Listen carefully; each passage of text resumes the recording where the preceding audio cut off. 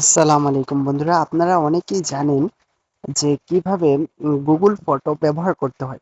তবে যারা Google photo ব্যবহার করাটা জানেন না তাদের জন্য গুগল ফটো কি এটা একটু বুঝতে হবে যে আমরা আমাদের জিমেল অ্যাপস আছে, জিমেলটা যদি আমরা এই গুগল ফটোর ভিতরে যদি আমরা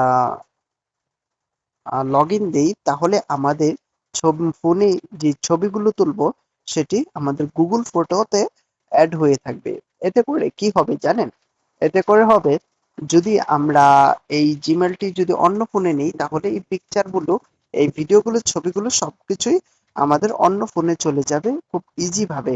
এতে 15 জিবি স্টোরেজ এদিক সেদিক করা যাবে কোনো ধরনের ঝামেলা ছাড়াই।